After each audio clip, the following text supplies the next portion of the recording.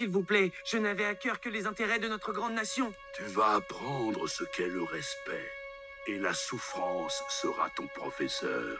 Nous n'avons plus rien à gagner à voyager ensemble. Je dois trouver ma propre voie.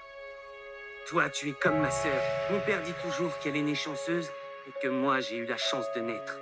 Je n'ai pas besoin de la chance. J'ai toujours dû lutter et me battre. C'est ce qui m'a rendu plus fort.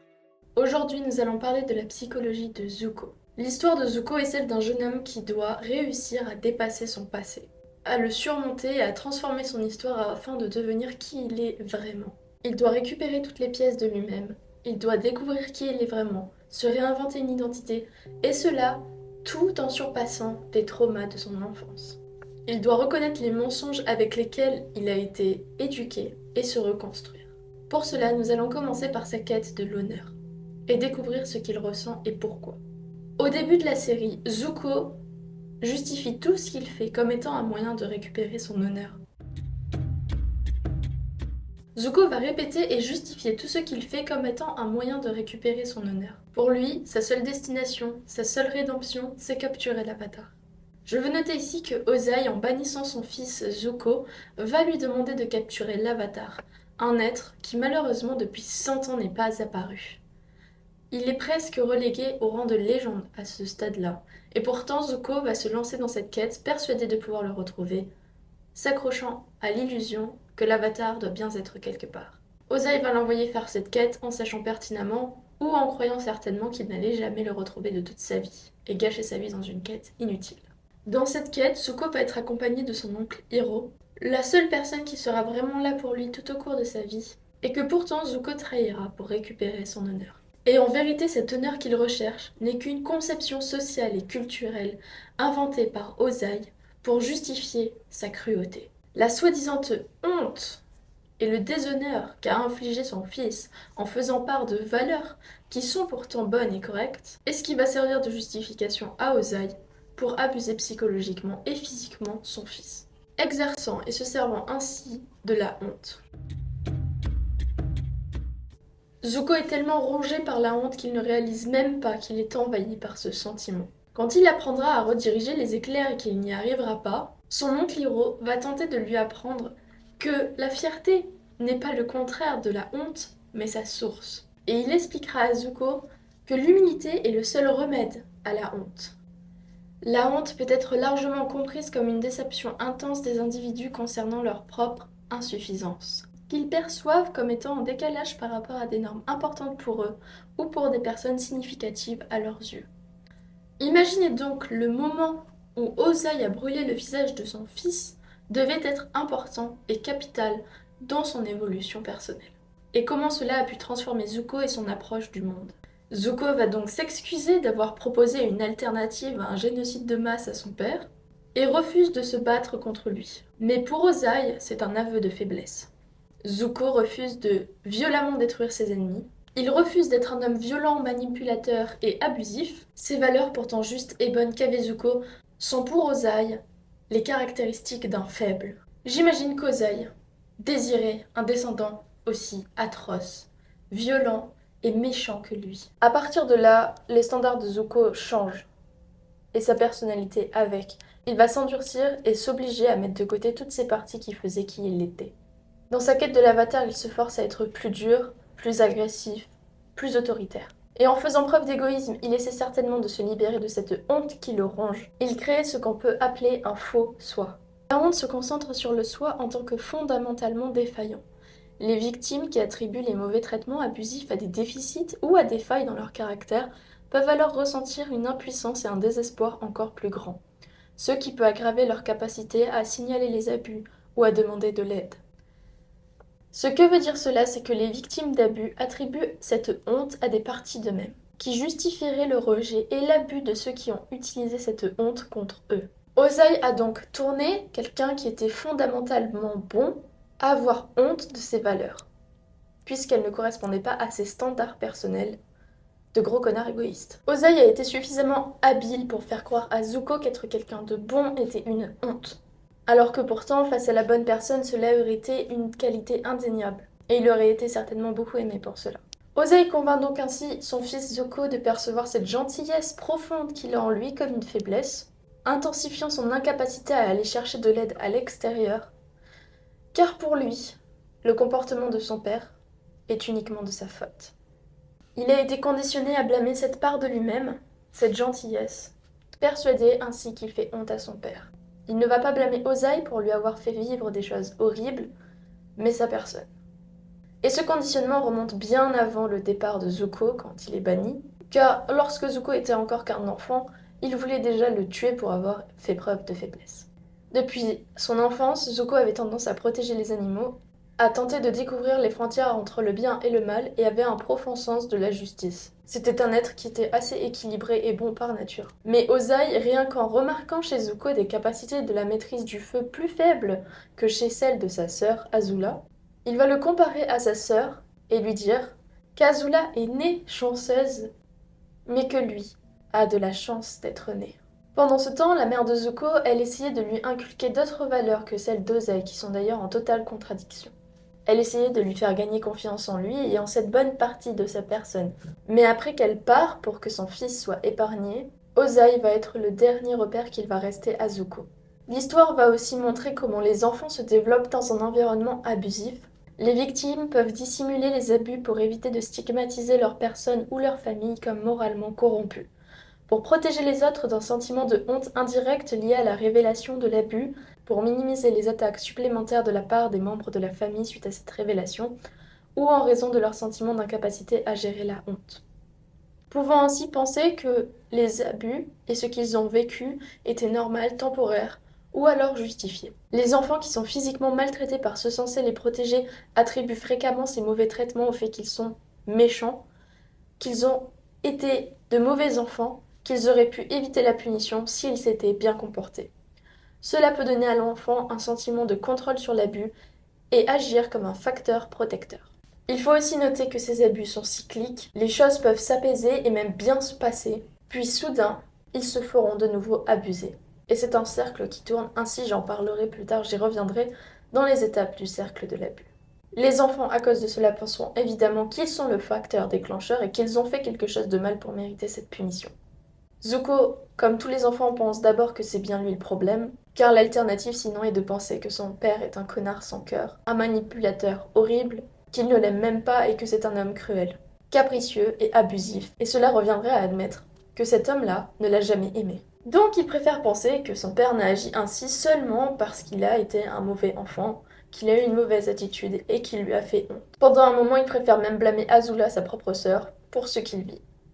Certes, elle est assez insupportable, mais elle est victime du même abus. Mais ce n'est pas tout, c'est encore plus complexe que cela. L'accent mis sur soi perçu comme défaillant peut déclencher des comportements d'évasion, et ceux qui en souffrent réagissent parfois avec colère. Cela est souvent qualifié de fureur humiliée ou de rage honteuse.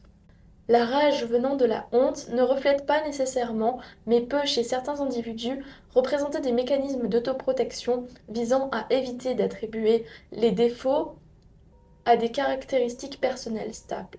Cette frustration, cette rage chez Zuko, elle se ressent tout au long de la série. Et il est clair qu'elle vient de là. Il rejette toute partie de lui qu'Ozai, son père, aurait jugé comme faible par le passé. Il prend donc des actions simplement pour les prendre, pour passer pour quelqu'un de décisif. Il agit de manière impulsive, tendant à supprimer ces parties de lui-même qui lui ont fait tant honte. Et supprimer ces parties de lui-même, c'est très dur. Ça va lui faire du mal. Zuko a grandi dans une famille brisée, tout autant constituée de personnes brisées. Ce ne sera pas animé dans la série, mais Ozai va abuser sa femme dès les premiers jours. Il va la séparer de ses amis et de sa famille, une technique très régulièrement utilisée par les abuseurs. Certains hommes abusifs vont justifier cela en expliquant que le monde extérieur est dangereux, que les gens autour d'elle lui veulent du mal, mais Ozai, lui, agit de manière encore plus sadique, instaure simplement par son autorité son désir de ne la voir rester qu'avec lui. La plupart, cependant, faites attention, ils vont vous faire croire que les gens à l'extérieur qui tentent de vous mettre en garde sur sa personnalité veulent simplement ruiner votre relation, essayer de vous contrôler et de vous manipuler. Lorsque la mère de Zuko reviendra au palais, Quand Ozai sera enfin enfermé, Zuko va lui proposer de redormir dans sa chambre, ce qu'elle refusera avec insistance. Quand elle va traverser les couloirs du palais et se retrouver face à l'énorme peinture d'Ozai, elle va avoir les symptômes réactifs d'une victime d'abus. En revenant sur ces lieux, ses souvenirs vont lui remonter, elle va lui faire une sorte de breakdown. Et c'est les réactions typiques d'une victime lorsqu'elle retourne à l'endroit où elle a été abusée physiquement et moralement. Je pense aussi qu'elle a été abusée sexuellement, c'est pas explicitement montré ou dit, mais ça semble logique en vue des circonstances. Et c'est important de comprendre que c'est dans un environnement comme celui-ci que Azula et Zuko ont grandi. Ils étaient isolés et abusés, et les enfants qui sont victimes de ce genre d'environnement développent inévitablement des symptômes de dépression, des syndromes post-traumatiques et même de l'agressivité. Ce qu'on peut voir chez Azula sous forme de violence dirigée vers l'extérieur et dont elle se sert pour appuyer son contrôle et manipuler les gens autour d'elle, et dans une frustration plus intense, plus intériorisée, plus tournée contre lui-même de la part de Zuko. Une violence qui est plus autodestructrice. Et qu'on le voit ou non, que les enfants en aient conscience ou non, cette relation abusive entre leur père et leur mère les met forcément dans un climat et une ambiance horrible dès la naissance. Je vais maintenant parler du cycle de la violence. Il y a 4 étapes dans ce cycle.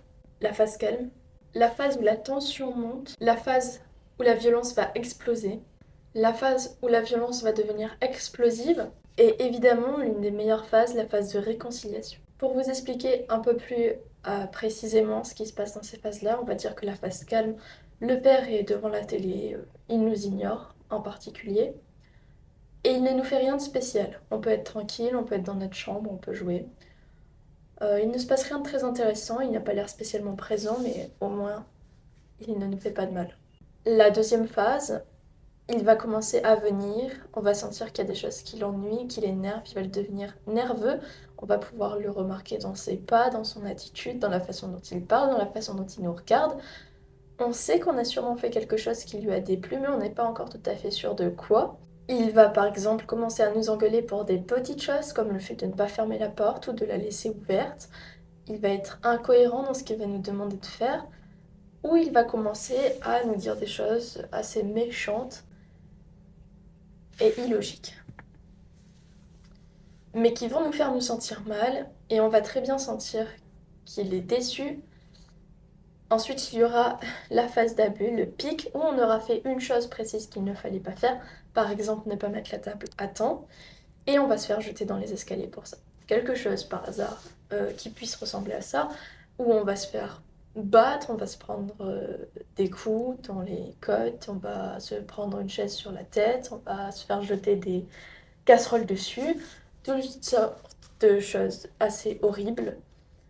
Et après cela, alors qu'on a été complètement détruit, moralement et physiquement, il va revenir vers nous, s'excuser, nous pardonner, nous dire que finalement c'est pas grave, que finalement il nous apprécie, ou alors même sans s'excuser, il va simplement faire des choses avec nous comme faire une bataille de coussins, nous faire des guilis, des chatouilles, nous jeter dans les airs, nous proposer de nous balader quelque part avec lui. Il peut même nous offrir quelque chose. Du coup, on se dit que c'est pas finalement une si mauvaise personne, et puis ça recommence. Et ainsi à l'infini. À savoir que la violence de ces cycles est assez aléatoire. Un enfant, il ne calcule pas comme ça, il n'a pas les connaissances en psychologie nécessaires pour savoir comment ça marche, et tout ce qu'il vit, sans savoir que c'est cyclique, va lui paraître imprévisible. Ce qui va infliger en plus de la violence physique, une violence encore pire et plus terrible, celle de la peur constante. La violence de ces phases totalement aléatoires inflige une souffrance encore plus profonde, celle d'avoir l'impression d'être en cage, emprisonné, enfermé, épié, espionné, observé. L'endroit où on est finalement censé se sentir en sécurité devient une prison, où tout est devenu imprévisible. Même tout seul dans notre chambre, on va écouter les bruits de pas. Les enfants vont devenir hyper vigilants, ils vont faire attention au moindre bruit de pas, au moindre regard, à la moindre expression, au moindre changement de ton. Même la nuit, les enfants seront sur la défensive sans savoir si leur père violent va rentrer dans la chambre et va les battre. sur un coup de tête ou parce qu'ils ont fait quelque chose de mal, comme pas remettre le savon à sa place par exemple. Les enfants vont peut-être essayer de jouer dans leur chambre et faire des activités normales sans savoir si leur père va à tout moment venir les chercher. Ils peuvent aussi être en train de faire leurs devoirs et soudainement la porte va s'ouvrir et ils vont se faire battre. Ils n'ont aucun moyen d'avoir de l'intimité, ils n'ont pas le droit de veiller, ils vont pas avoir le droit de verrouiller leur porte, ils n'ont aucun espace qui est sécurisé dans la maison, aucun moment pour eux. À tout moment, on peut venir les chercher, ils peuvent se faire gronder et brutaliser. Si tu as vécu dans une maison comme celle-ci, tu sauras ce que c'est de ressentir ce sentiment, tu te reconnaîtras et tu te rappelleras de cette peur intense qui te prenait les tripes. Tu reconnaîtras ce malaise intense, proche des sueurs froides qu'on ressent avant de faire un malaise. Et même si à côté de cela, leur mère essayait comme elle pouvait de créer un environnement safe, Ozai les a tous traumatisés. Et il a réussi à contrôler tous les éléments de leur vie, malgré la présence de leur mère. Et pourquoi? Car c'est Ozai qui décidait de tout, c'est lui qui appuyait son autorité. Et comme l'homme est censé représenter le symbole d'autorité dans la famille, son comportement abusif est justifié. Si leur mère s'était dressée contre les directives d'Ozai, c'est elle qui aurait été en tort. Vivre un événement pareil, pour elle, c'est comme se noyer dans l'océan tout en essayant de maintenir tout le monde hors de l'eau et de permettre à toute la famille de survivre. Inévitablement, elle finira par couler. Et cette situation va empêcher Zuko et Azula de découvrir un foyer, une famille saine, et de s'épanouir en tant que personne. Il est pour eux impossible de connaître la paix. Les conflits familiaux ainsi que le soutien maternel et l'affection paternelle mesurée ont permis de prédire les comportements intériorisés, extériorisés et sociaux des enfants en grandissant. Les 3 facteurs jouant sur le développement d'un enfant sont les conflits familiaux, le support maternel et l'affection du père. L'identité versus la confusion des rôles est une étape cruciale de l'adolescence. Les adolescents traversent une crise identitaire, décrite comme une tentative de définir qui l'on est, où l'on va et comment on s'intègre dans la société. C'est la première véritable opportunité de développer une continuité avec le passé, un sens dans le présent et une décision pour l'avenir, ce qui est la base de l'acceptation, de l'estime de soi. Mais Zuko n'a jamais eu l'occasion de développer ce self-concept équilibré, de trouver sa version de lui-même. Son père lui a répété depuis sa naissance qu'il est un échec, en retard, un idiot, un bon à rien. C'est difficile de se construire une image de soi-même lorsque depuis sa plus tendre enfance, les personnes censées nous soutenir nous répètent cela. Ces paroles répétées sur toutes ces années ont abîmé l'estime que Zuko a pour lui-même et même sa propre vision de sa personne.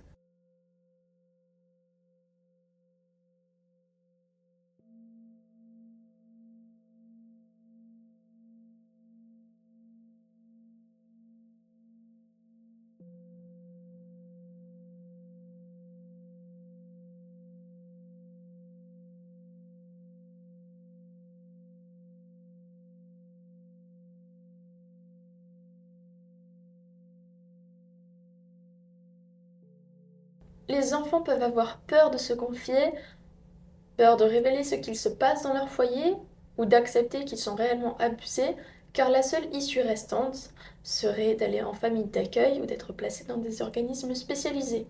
Les abuseurs vont aussi s'en servir comme menace et vont blâmer les victimes, les faire sentir comme rejetées, les faisant se sentir comme coupables si la famille venait à être séparée. Quand Azula va proposer à Zuko de revenir à la maison, disons que la famille est redevenue un concept important pour Ozai et le manipulant, Zuko va refuser d'admettre que cela pourrait être une technique de manipulation.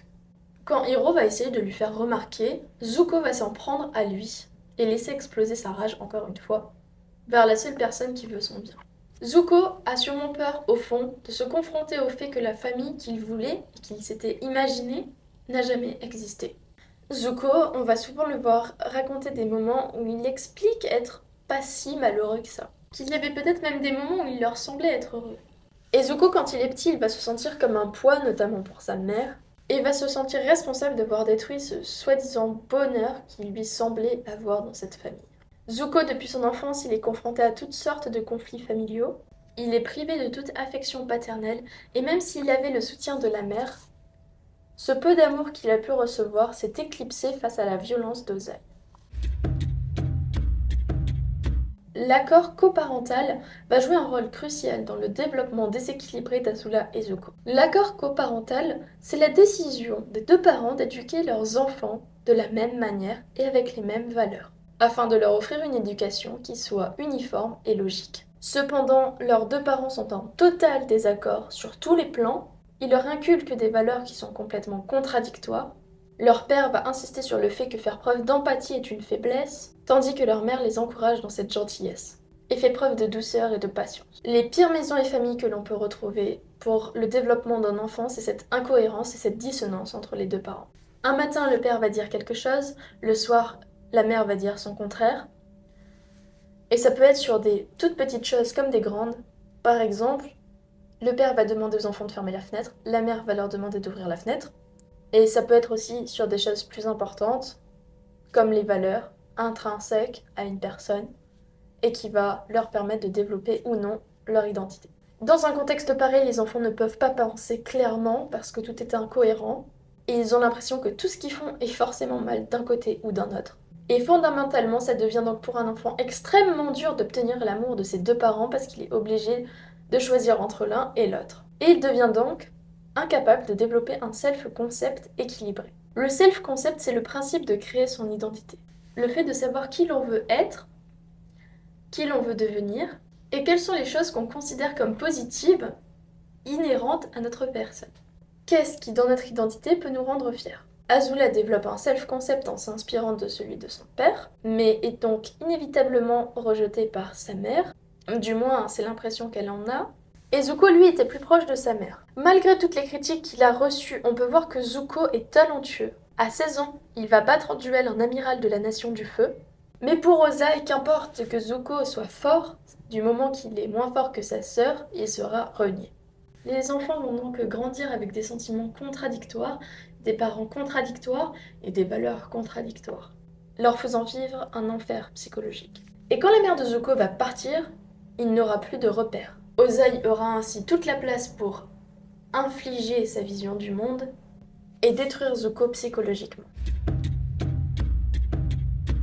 Ainsi donc, Zuko n'a pas vécu un événement traumatique, il a simplement été traumatisé toute son enfance, tous les jours, et développe donc un syndrome post-traumatique complexe. Car il n'a pas vécu un seul événement traumatique, il a vécu des événements traumatisants tout au long de sa vie. Les conséquences du syndrome post-traumatique: l'altération négative des cognitions et de l'humeur, comme l'incapacité à se rappeler des aspects clés du traumatisme, des pensées excessivement négatives sur soi-même ou sur le monde, un blâme exagéré de soi ou des autres pour la cause du traumatisme, un affect négatif, une diminution de l'intérêt pour les activités, un sentiment d'isolement et des difficultés à éprouver de la joie. Et Zuko est affecté par cela. Rares sont les moments où on peut le voir où il se permet de réellement vivre des instants de paix et de joie.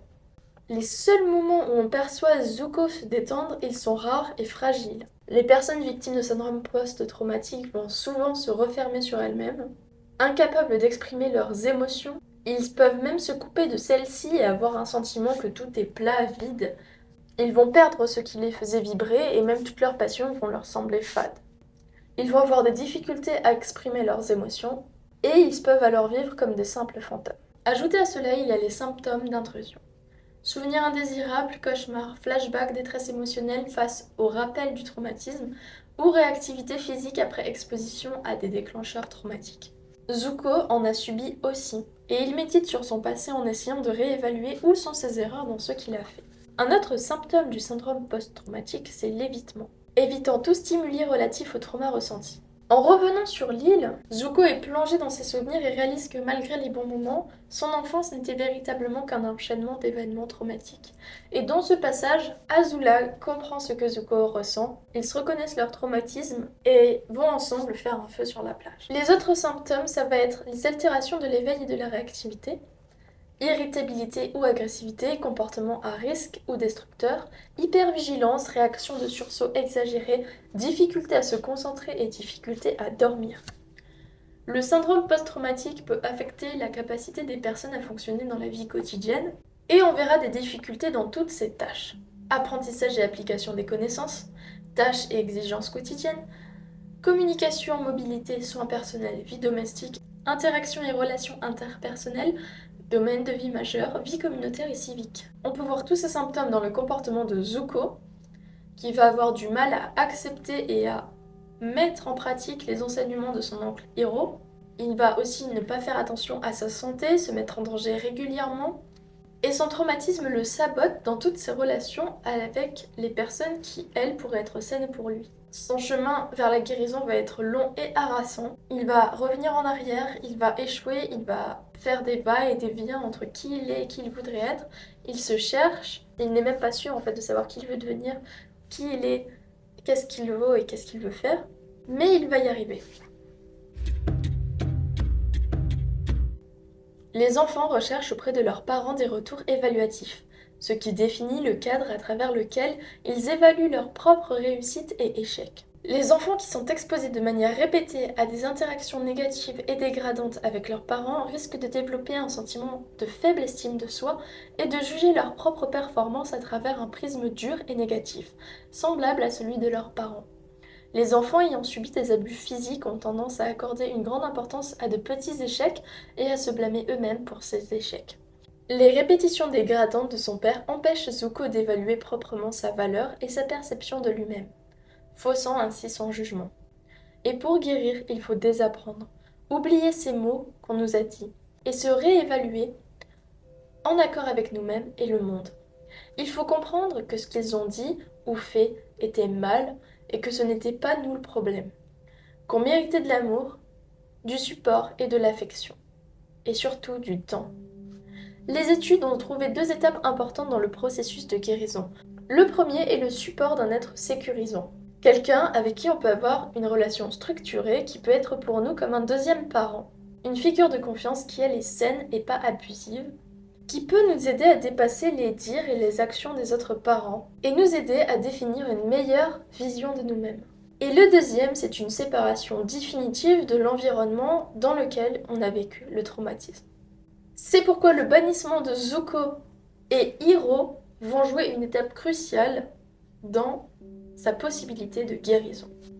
Le danger pour ceux qui veulent aider les victimes d'abus, c'est qu'en mettant la lumière sur la toxicité de ce qu'ils ont vécu ou de leurs relations, ils sont souvent perçus comme malicieux ou mauvais. Les victimes vont superposer les traits de leurs abuseurs sur ceux qui essaient de les aider. Et partir ou abandonner ces relations toxiques demanderait d'accepter que ceux qui t'ont abusé ne t'ont jamais aimé, et c'est dur comme conclusion. Souvent, les victimes vont se méfier de ceux qui veulent les aider sincèrement, pensant qu'ils veulent les contrôler, et cette idée elle est souvent renforcée par l'abuseur, qui évidemment va les inviter à ne pas se mêler de leurs affaires familiales. Et cela en disant des choses aussi simples que vas-tu laisser ces personnes-là contrôler notre relation? Tu vas les laisser te manipuler? Tu vas les laisser te faire croire ci, te faire croire ça? Est-ce que tu es vraiment aussi influençable? Tu me fais honte? Blablabla. Bla, bla, bla. Pour beaucoup de personnes, réaliser que ce qui s'est vraiment passé et tout le mal qui nous a été fait est très difficile. Heureusement, Hiro va apporter à Zuko les 5 clés de la guérison. Attachement sécurisé, estime de soi et cohésion du soi, donner du sens, maîtriser les symptômes et tolérance aux émotions. La guérison ne peut avoir lieu que dans le cadre des relations. Elle ne peut pas se produire en isolement auto-imposé. Dans des connexions renouvelées avec d'autres personnes, le survivant recrée les facultés psychologiques qui ont été endommagées ou déformées par l'expérience traumatique. Cela inclut les capacités de base pour la confiance, l'autonomie, l'initiative, la compétence, l'identité et l'intimité. Le principe directeur de la guérison est de restaurer le pouvoir et le contrôle aux survivants. C'est les rencontres avec des gens sains qui va permettre à Zuko de découvrir qu'une autre version du monde existe. Il va découvrir qu'on peut avoir confiance aux gens, qu'on peut se comporter avec eux de manière saine et qu'ils peuvent même nous vouloir du bien. Zuko va peu à peu essayer de trouver sa place. Malheureusement, dans ce processus-là, Zuko s'inflige ce qu'on appelle une auto-isolation. Il va être entouré de personnes qui auraient pu l'aider, mais il va les éviter. Il va refuser de se confier et de demander de l'aide, et s'enfermer et s'auto-punir dans son propre cercle de honte. Il va même quitter Hiro et partir faire son chemin tout seul, pensant que c'est ce qui était le mieux à faire. Heureusement, avec le temps, il va réaliser que c'était peut-être pas la meilleure chose à faire et il va commencer à s'ouvrir au monde. Sans pour autant se confier, il va tout de même tenter de créer des relations avec les gens qui l'entourent. Heureusement, Hiro aura été là pendant tout ce temps pour lui montrer ce qu'est un amour et un soutien sincère, lui montrant ainsi un autre exemple de ce qui peut exister. Et malgré tout ce que Zuko fait vivre à Hiro, Hiro va lui pardonner. Dans une des scènes que je trouve les plus belles. Mon oncle, j'imagine les sentiments que vous devez éprouver en me voyant. Mais je veux que vous sachiez que je regrette vraiment, je regrette tout ce que j'ai fait. Je suis tellement désolé et honteux d'avoir agi comme ça. Je ne sais pas comment je pourrais me faire pardonner, mais je vous...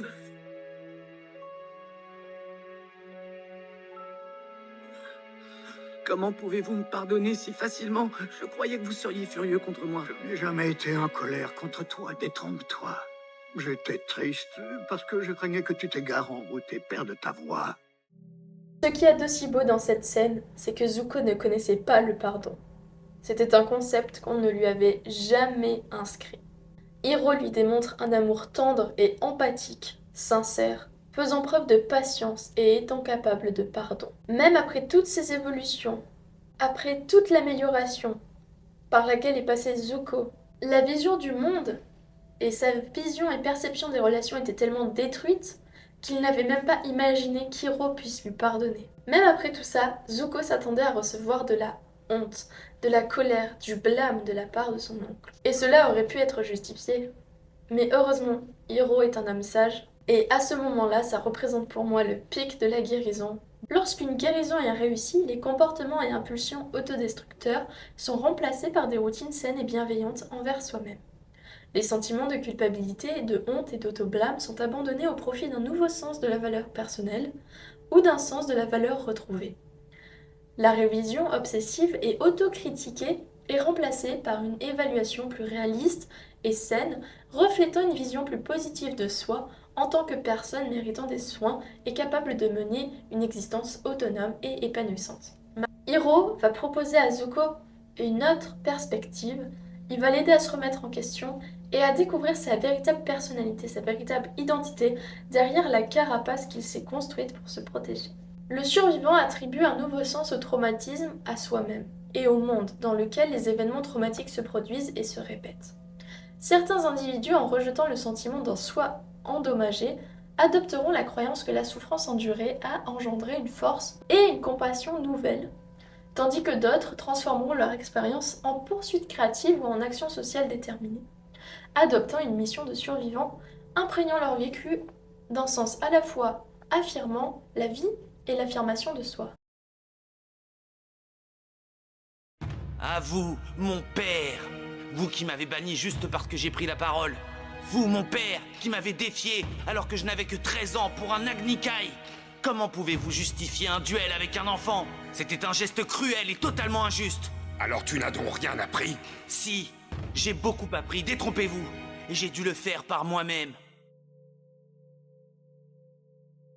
J'espère que cette vidéo vous aura plu. Dans celle-ci, je me suis servi des connaissances, pas forcément littéraires, mais surtout psychologiques, que j'ai accumulées au fil des années. C'est un sujet auquel je me suis énormément intéressée aussi. Zuko est un personnage qui me tient à cœur, et depuis ma plus tendre enfance, il m'inspire et je l'apprécie beaucoup. Avatar, le dernier maître de l'air, est l'une des meilleures séries avec les meilleurs personnages et les meilleurs arcs qui a jamais été fait. J'ai énormément de respect pour ceux qui ont réussi à animer cette magnifique histoire. J'aimerais aussi dire que si jamais vous n'avez pas vu Avatar, le dernier maître de l'air, je vous le conseille vivement. Et n'allez jamais voir le film atroce qu'ils en ont fait, ni la série Netflix. Ne regardez que ce qui a été animé parce que les autres ils ont fait n'importe quoi. Et pour ceux qui ont déjà vu la série d'animation, il y a ce moment pertinent où ils sont dans une scène de théâtre et qu'ils voient l'adaptation de leur vie faite par des gens qui est atroce. Et je pense que l'auteur avait vu dans le futur parce que le film ou la série qu'ils en ont faite a beaucoup plus de ressemblance avec la scène de théâtre qui leur fait défaut qu'avec la série d'animation. Tu n'as donc que la nourriture en tête, mon pauvre frère. Cette pièce était épouvantable, j'allais le dire. C'était une horreur. C'était atroce, vraiment horrible. Les trucages étaient pas trop mal. Je pense que cette vidéo est assez longue. J'aurais aimé encore dire beaucoup plus de choses, mais il y a déjà énormément d'informations à prendre. J'ai l'impression que je rate certaines choses et j'aurais pu aussi avoir une approche pas basée sur la psychologie de Zuko, mais sur l'arc de rédemption de Zuko, comment il est fait au niveau littéraire, mais j'avais envie de parler de son vécu. Si quelqu'un s'y reconnaît,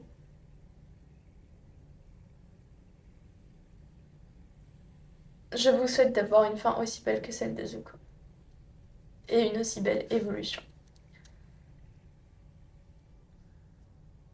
Bon courage.